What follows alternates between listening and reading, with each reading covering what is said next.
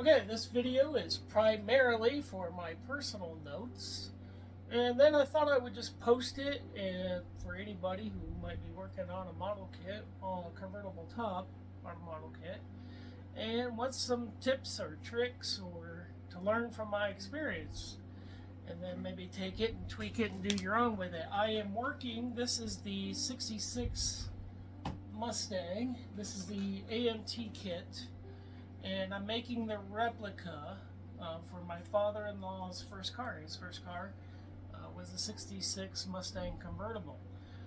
I think I've learned since I bought this kit that there is actually a 66 Mustang Convertible kit. I don't think it's an AMT kit. Revell maybe has the kit, but anyway, I didn't know that at the time, and I think they're hard to find, might be expensive. So anyway, I'm actually glad I'm doing this. So I'm converting the 66 AMT kit into a convertible. And what I did is I cut the top off of the kit using thread. And so I personally used this thread from Walmart. It is 100% polyester thread. I just went to the crafts department and I just bought a bundle of it. And I just take some of the thread and I thread it through where I want to cut, and I go back and forth and just use it like a jigsaw or whatever you would call it, and I cut it off with that. I didn't know if it would work very great when I first tried. I've also experimented with different types of fishing line, spider wire, things like that, but the thread works best. And so I went through and I cut off the top. I cut off down here and around. And so this is what it looks like now. It started with just a full plastic body, and then with the thread, I cut the top off. After I cut the top off of it, I then took, I think they're 1.5 millimeter earth magnets, and I took a tiny little drill and I drilled holes in the tub part and put magnets in there, and then I took 1.5 millimeter styrene strips and I glued magnets to the end of them, and then I glued them here and here, there and there. You can't see them very well in this video. I plan to do another video on exactly how to do the magnets and the strips, but then when they line up, it just kind of snaps on there, and it actually snaps perfectly in place when you hold the tub in place where it's eventually going to be glued. When you match it up with everything, the way it's going to sit in there, it snaps on and off. And so I love that about it. I can be displayed either with it on or with it off. After I cut the top off, I then took 1.5 millimeter styrene strip, and I had to experiment with the size. I, in fact, did a lot of experimenting with the size to try to get, this is 125 scale, so try to get it to convert, it might be 124, to get it to convert over in scale, the 1.5 millimeter, and I glued them across.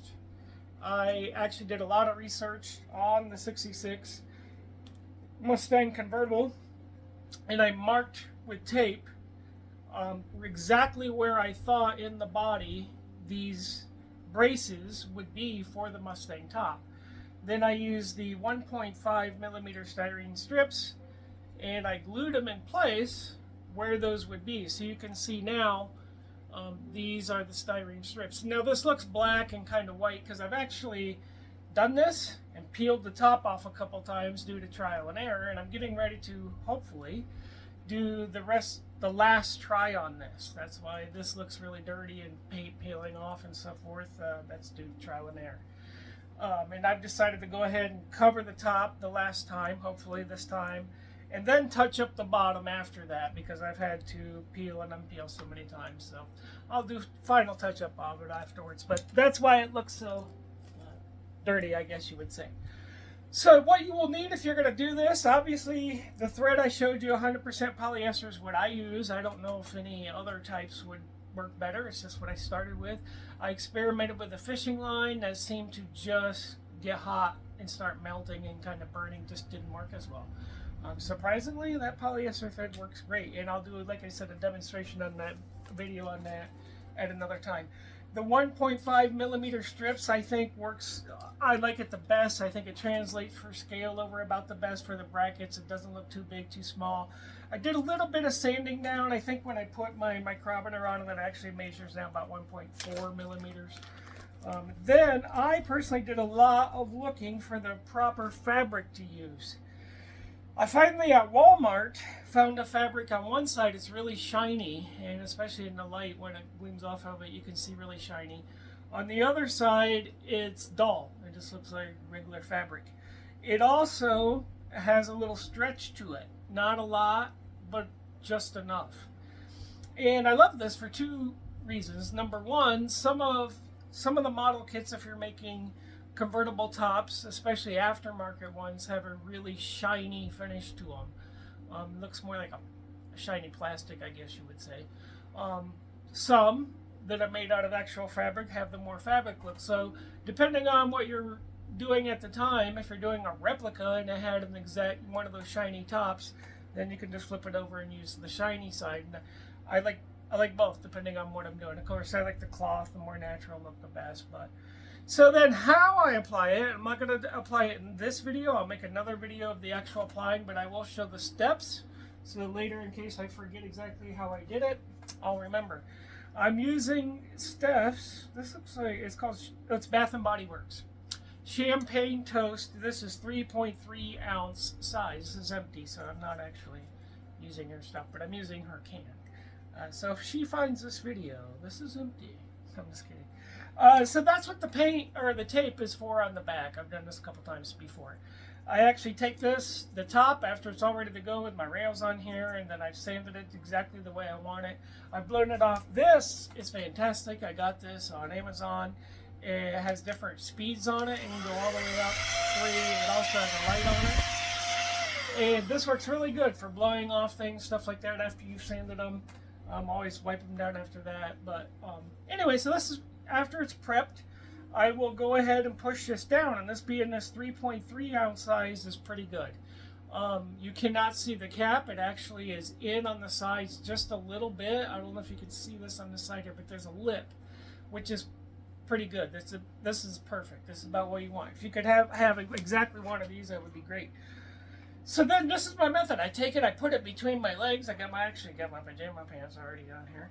And then I take the piece of fabric that I'm going to use, and then I gently just kind of, first I'll take my Bob Smith Industries super glue, and I take something. I found a flat piece of plastic, maybe something like this, piece of styrene strip or something, and you can kind of paint very lightly, paint the glue on, and especially on the sides, because you're going to want it to really appear really good. But the reason I'm doing this is actually the third time I'm doing it, hopefully the last. I had the glue perfect amount everywhere, except a little thick right on the sides, and it turned white, kind of bled through. Didn't bleed through anywhere, except for just right at the bottom of both sides. And both sides the first time, only one side the second time, hopefully no sides this time. But after you've lightly put your Bob Smith Industries on there, a nice small, and when I do the actual video of covering it, I'll show actually putting it on and all the steps. And then I just stretch it lightly as it'll go across, sort of like this, to where in the video I hope you can see the rails coming through, or the braces coming through. And there's super glue across on the braces when I'm done. In places where I really want, and even on the sides, and I'm really pushing in a little on the sides over here to get the strips on the side. I have the brace come actually down on the side, and you really want it to kind of form into that pretty firmly to look right. Then after you hold it here a few seconds with it sitting there, well, maybe actually about 60 seconds or so, I let go. Everything stays in place pretty nice. And then I just make sure I push down really lightly around these brackets. And then I already have a really light layer underneath, and I just kind of fold it with my fingernail and kind of fold it underneath. I'll demonstrate all this in the video, but I just want to make sure, if I forget, I am using the 1.5 millimeter strip. I am using the 1.5 millimeter earth magnets for the brackets, and I'm using the fabric that on both sides is the black, shiny, stretchy fabric. I think there was one other thing I was going to note in my video, but I'll just note it in the one where I actually do it.